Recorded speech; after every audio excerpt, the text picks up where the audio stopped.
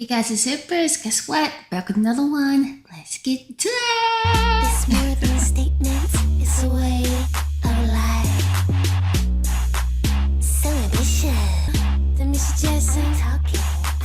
So, before we move on in this slow erotica journey, we are going to watch the Girlie interview. All right, let's check it out.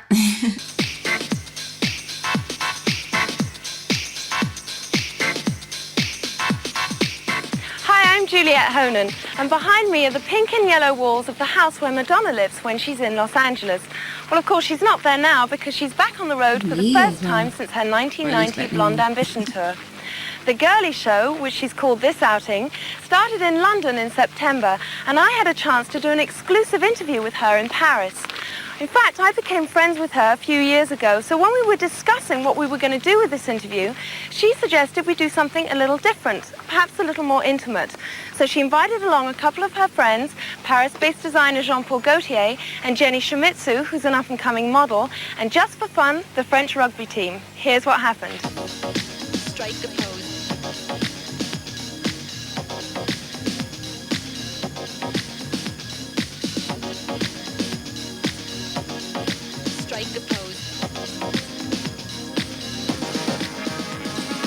Is this the most difficult thing you've done in terms of you're singing live, you've got a million changes?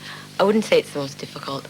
I think it's one of the biggest undertakings I've ever undertaken. And it has been very difficult, but I would say that it's much more difficult to do something like make a movie and sit in my trailer all day waiting 12 hours for them to set up a shot and then get to the end of the day and find out that we're not shooting that scene after all, and then have to go home and feel like I've accomplished nothing all day. I get that. I know Alec is one of your best friends, and he was on the last tour. What's it like being without him and being without the cameras? It's a lot easier, I have to say. I was just thinking about that the other night. That added a whole nother tension because I was always working. I mean, the cameras were always in the room. I never really had a moment to myself, and that probably ended up stressing me out more too, you know. That probably made me even more run down and sicker instead of going to bed, you know what I mean? The cameras were always beating us places, and we'd have to stay longer, and then Alec would make us do things over and over again, and he was so mean to me. Come and have a chat with us. Jean-Paul.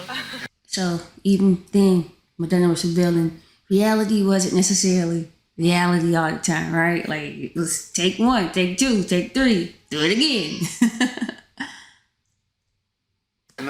Yeah, absolutely. You can have a cushion and everything. Oh, yes, actually. Whoa, now what's this tattoo here? Y'all said that wasn't real, right? Okay, anyway, let's go. And the lady interviewing her, she's actually pretty. Was she a model? Like, who is she? Drop the comments down below. Like, I'm in love with the Supermodels documentary on Apple TV. It's fire. I watched it like twice. Anyway, let's go. So did you supply Madonna with this great outfit today? Yes. I'll model it. We are almost brothers. I have also a kilt. You look fantastic You in have to it. get my outfit. You have not... I'm a professional noodle. I'm a super noodle. And I only charge $250 per fashion show. Which is not very expensive, no? Exactly. Was that in response to Linda Evangelista's quote about not getting out of bed if she's not making $10,000 or more? Does take the agent a lot? What? No? What agent? Your agent. Who's my agent? Yeah. They're called cheapskates. Yes, I know them. I didn't know you were in that one. I made it through the wilderness. Somehow I made it through. Now, where did Like a Virgin, your rendition of Like a Virgin, come from? Well, I sort of have this thing that every time, since that was like one of the biggest records I ever had, and people always associate that song with me, that I always want to do that in my show, but I always want to do a different interpretation of it. So, last time I did it, you know, was the harem girl, you know, and I had, and the arrangement was very Middle Eastern. And this time I had a few ideas, and I ended up going with the sort of homage to Marlene Dietrich with a bit of Maurice Chevalier thrown in there, just for good measure.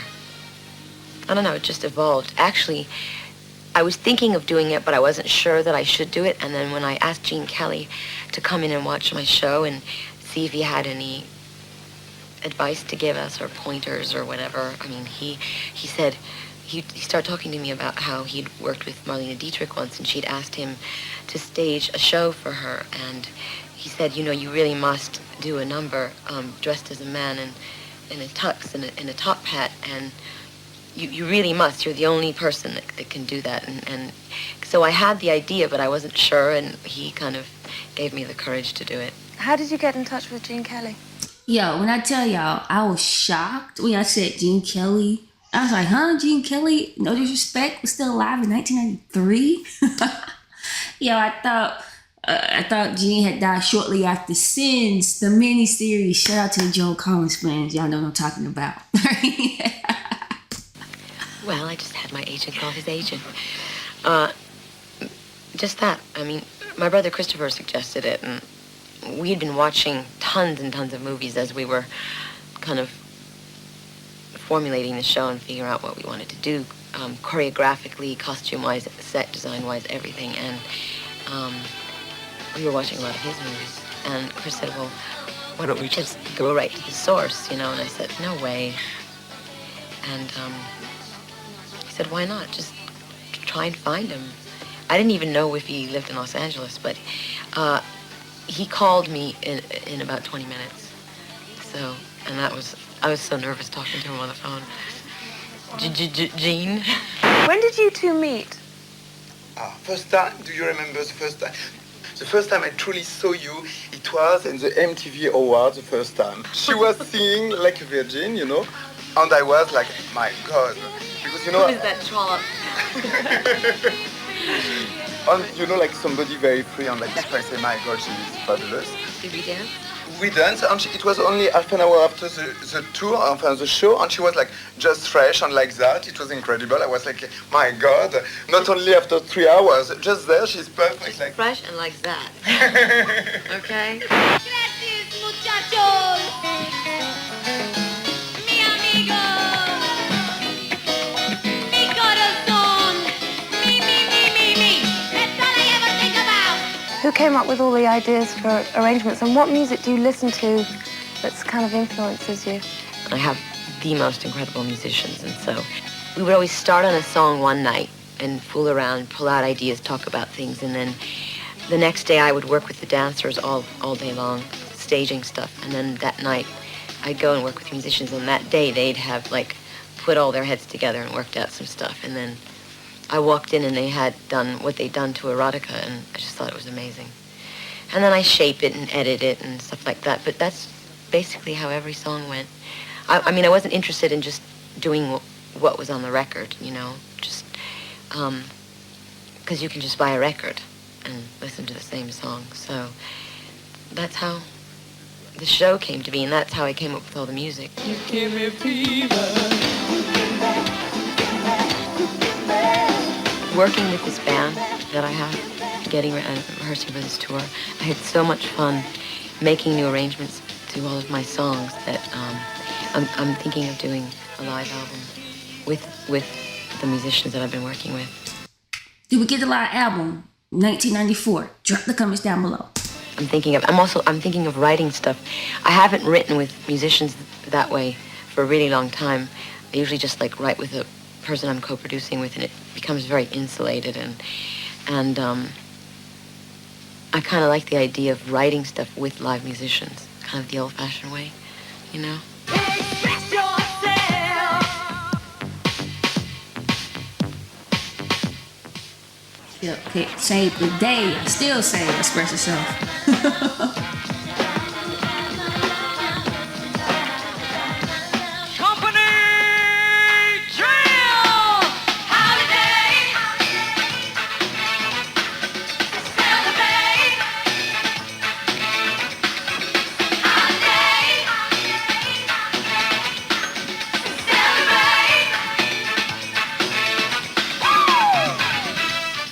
things when you were in London, the crowd was going completely mad, and you said, I'm not going to abuse my power. Well, I was being facetious because when I do that one song in Holiday, I sort of take on the personality of General Patton, and or Napoleon, or some little general marching around in my long coat.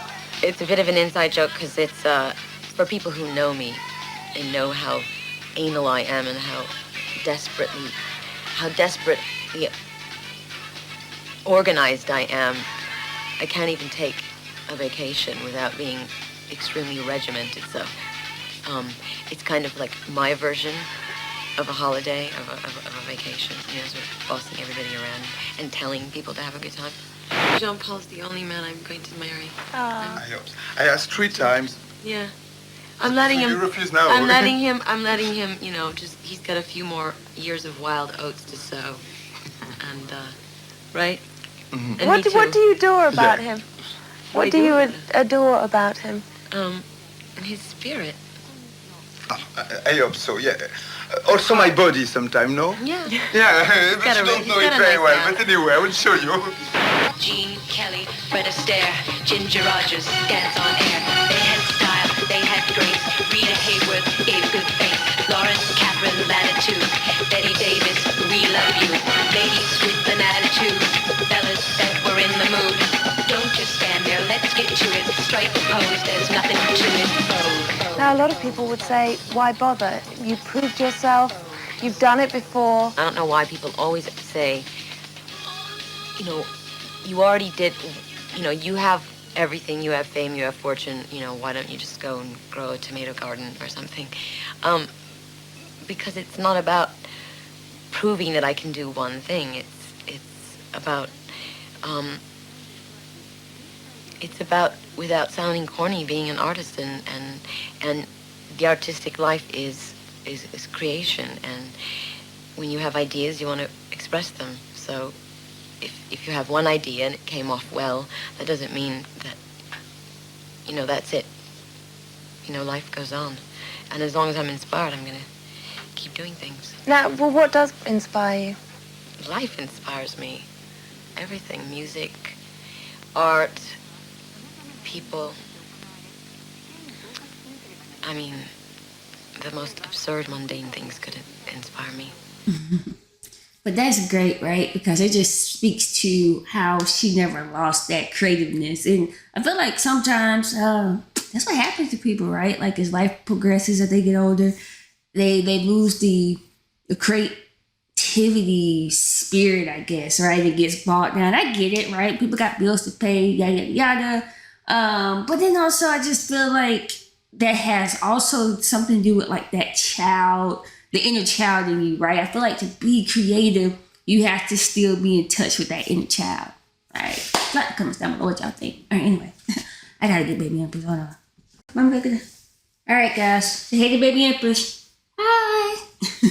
I mean, a lot of people could look at your life and say, when do you have time to experience all this stuff? As I'm living, I mean, all you have to do is keep your eyes open and watch things. I mean, you can learn a lot just sitting in an airport terminal watching people, or, I do a lot of reading because I'm always stuck on an airplane somewhere. Believe me, you can always get something out of something. Come over here. Jenny is the noodle of the year, okay? She's got really cool tattoos. Yeah, let's have a look at your tattoos. She's a then. man when it comes to tattoos. She's Come on, don't get all completely right. clammed up now, all right? Here. Here's a spark plug. Look, if you don't know the model of this spark plug, she will not speak to you, okay? Right? Are you shy? No, I'm not. Wait, show him this one. This one's a really good one. Zoom in for a close-up. Fantastic. It's a tattoo of me she had put on her arm when I had long hair. And what about the one on the back of your neck? Here, show him the one on the back of your neck.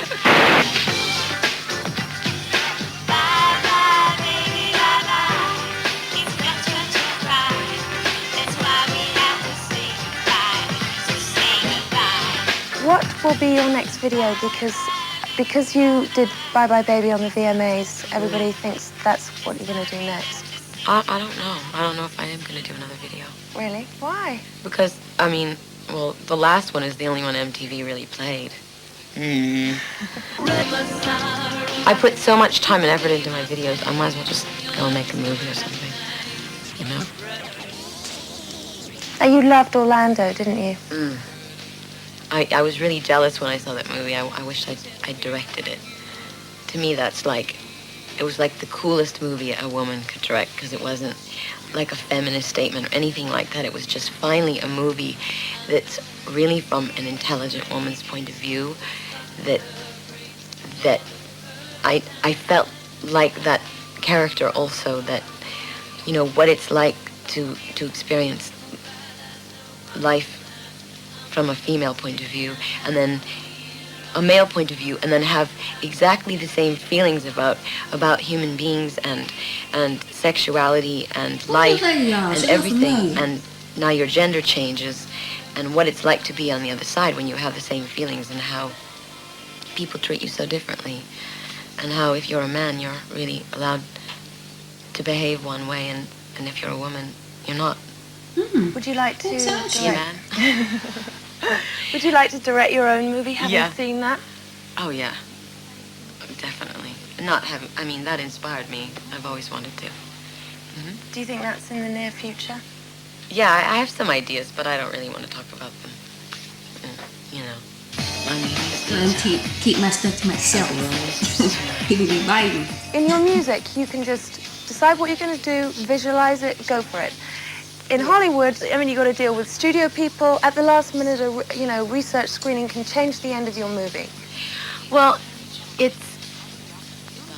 there's a lot of that in the music industry too. I mean, you definitely have to play the game, and I know a lot of radio disc jockeys who refuse to play a lot of the songs on my album. I mean, because of my controversial image and stuff. So, I mean, it's not like I can make a record and put it out there and nobody gets in the way, and there's no sort of censorship or anything like that. There's less people involved in the creation of a record. I think that's the difference. When you make a movie, there's 100 people involved. It costs a billion times more money, and everyone's got to put their 2 cents in. And I can't imagine playing my album for a room of 100 teenagers and then asking them all to write down on a piece of paper what I should change. I mean, that's, I think, a devastating thing to do to an artist, you know. And the whole idea of that for movie makers is kind of disappointing. Express yourself.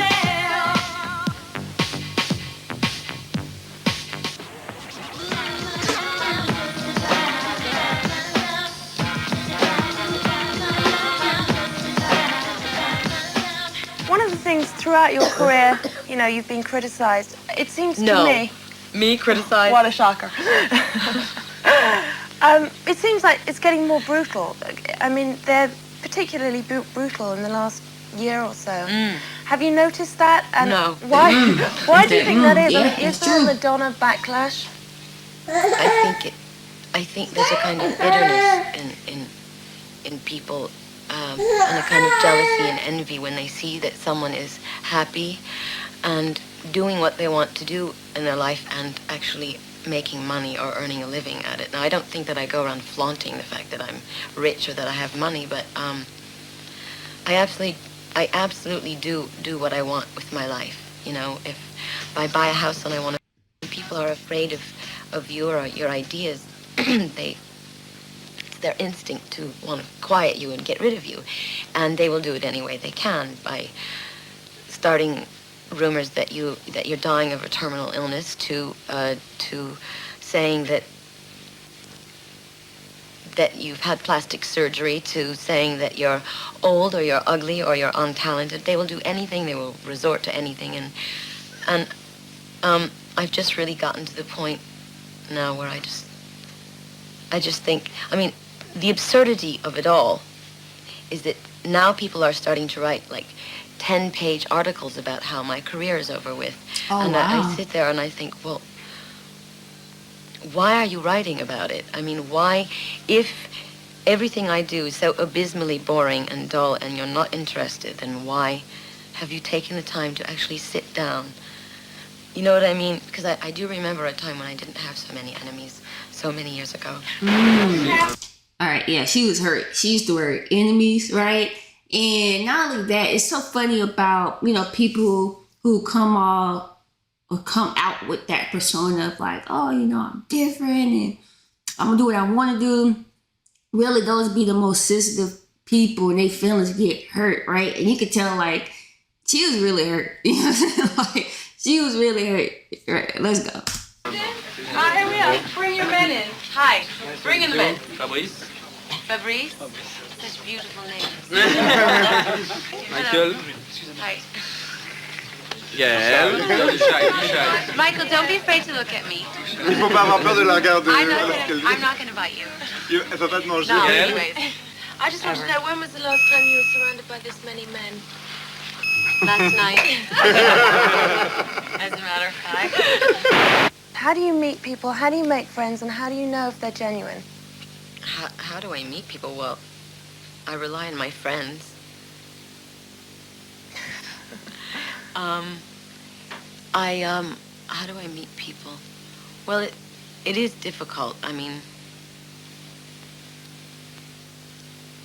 I don't know. I call up my agent and ask her if she's got so-and-so's phone number. I don't know. I mean, it's tough, I have to say, but somehow it happens. I mean, it's just through my friends, people that I do trust. And I trust the people that I trust not to bring around people that are untrustworthy. I know that's right. And now she's gonna look at you sideways, like, listen, you put your face on. Okay.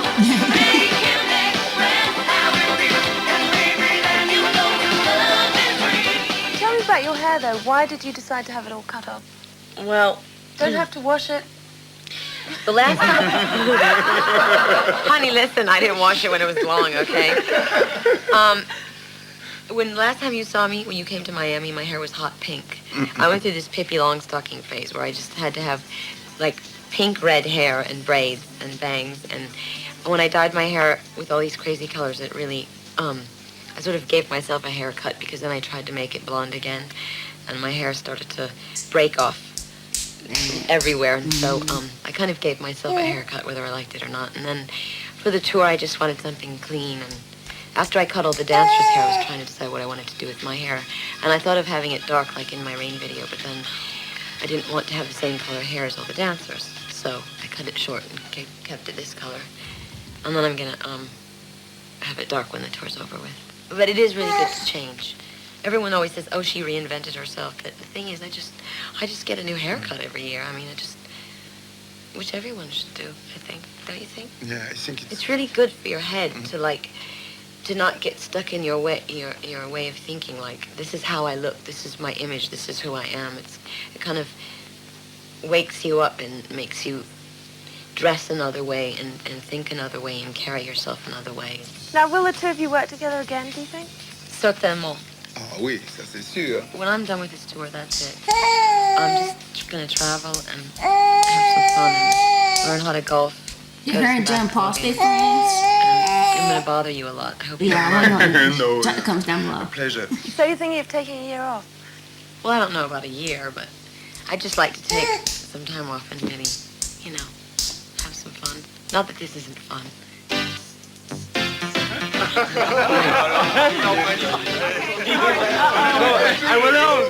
You are more heavy than last time, huh?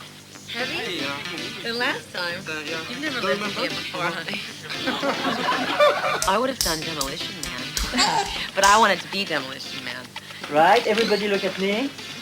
That's my line. Thank you. The other thing about tattoos is that once you get one, you want to keep having them, right? Yeah, like the Never piercing, more. I think. Like people with piercing. You see, I have one That's here. piercing Now, if you want to try to do it. what did I say? Piercing. Piercing.